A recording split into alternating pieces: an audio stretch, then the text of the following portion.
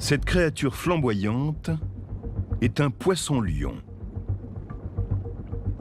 Originaire du Pacifique Sud, le poisson-lion est une espèce très invasive. Il est probable que des spécimens destinés à être mis en aquarium aient été relâchés dans la mer. Ce pique-assiette a la fâcheuse tendance de dévaliser le frigo grâce à son estomac pouvant augmenter jusqu'à atteindre 30 fois sa taille. Il décime des écueils entiers, les laissant vides de toute vie marine. Et malheureusement pour les prédateurs habitant les lieux, il dissimule une arme. Les épines dorsales, ventrales et anales de ce spécimen sont très venimeuses. Au contact de celle-ci, un fourreau protecteur se rétracte, révélant une pointe aussi affûtée qu'une aiguille. La gaine fait alors pression sur une glande remplie d'une toxine neuromusculaire et l'épine sécrète alors le venin directement dans le corps de la victime.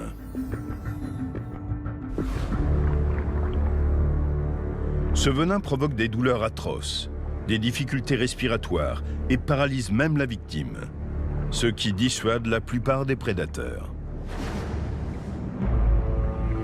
Aujourd'hui, ce poisson-lion va faire la connaissance de son ennemi juré, le mérou de Nassau.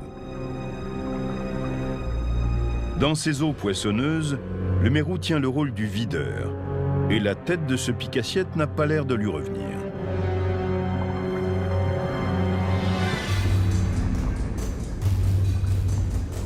Les mérous peuvent avaler des poissons de la moitié de leur taille. Mais l'apparence inquiétante du poisson-lion le fait hésiter.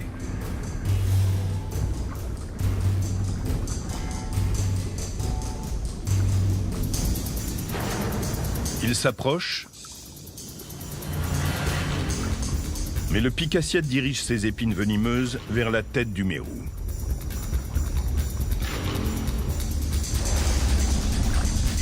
Ce dernier ne recule pas.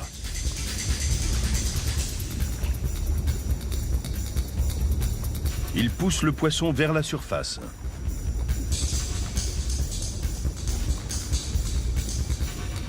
Il cherche un meilleur angle d'attaque.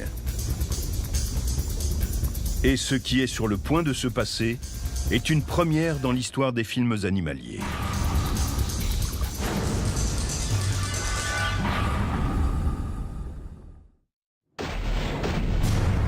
Le mérou de Nassau éloigne le poisson-lion venimeux d'un récif et le pousse vers la surface. Le mérou s'apprête à chasser le poisson-lion et pourquoi pas à en faire son casse-croûte.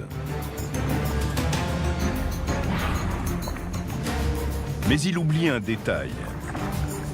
Les épines du poisson-lion sont venimeuses et le mérou en fait les frais. Elles contiennent une toxine neuromusculaire pouvant provoquer la paralysie. Étonnamment, le mérou ne bronche pas. Son ouverture de bouche est si rapide qu'il engloutit tout cru l'importun et son poison.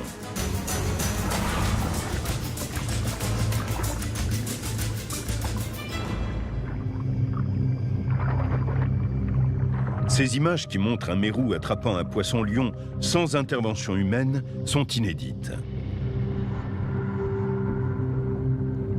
Une seule question subsiste. La toxine est-elle en train d'agir? Si c'est le cas, ce poisson-lion pourrait bien être le dernier repas de ce mérou.